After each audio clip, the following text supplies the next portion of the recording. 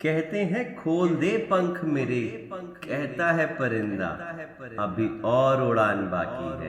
जमीन नहीं है मंजिल मेरी, अभी पूरा आसमान बाकी है।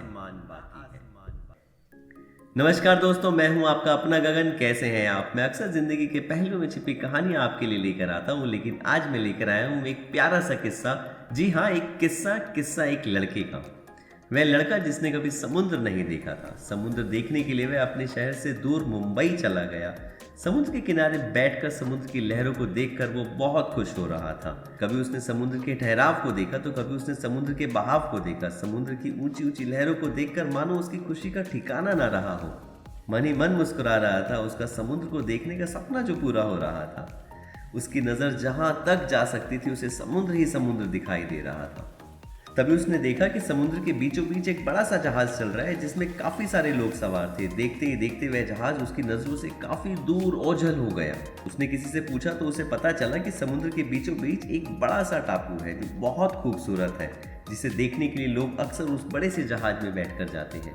उस लड़के को लगा कि मैं तो समुद्र को देखने आया था, अब तो मुझे मौका मिला है कि मैं समुद्र की खूबसूरती को अंदर से देख सकता हूँ।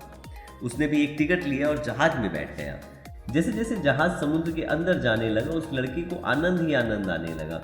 थोड़ी देर बाद समुद्र में उठने वाली ऊंची ऊंची लहरों को अपने नजदीक देखकर उसे डर लगने लगा। उसे लगा कि समुद्र को देखने के चक्कर में कहीं उसे कुछ हो ना जाए।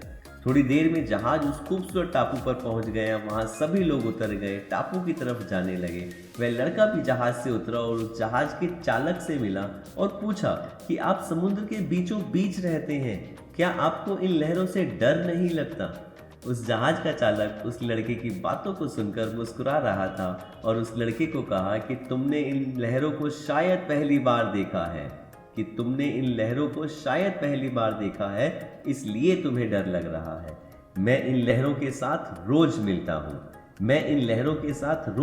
हूँ, डर मुझे भी लगता है, लेकिन मैं उन परिंदों को देख लेता हूँ जो समुद्र के बीच मेरा इंतजार करते हैं। जहाज में सवार यात्री उन परिंदों को खाने के लिए कुछ न कुछ देते हैं। वो परिंदे अपना खाना लेकर वापस उड़ जाते हैं। उन परिंदों की उम्मीद और यात्रियों की खुशी मुझे हौसला देती है, मुझे हमेशा ये याद दिलाती है कि सब ठीक है। इन सब के बीच मेरा डर ना जाने कहाँ खो जाता है। दोस्तों, ये किस्सा यहीं खत्म हो गया, लेकिन उस लड़के में एक उम्मीद से भरी सीख छोड़ गया। अगर जिंदगी में उठने वाली लहरों से डर जाओगे तो जिंदगी के दूसरे छोर पर बने खूबसूरत टापू पर कैसे जाओगे?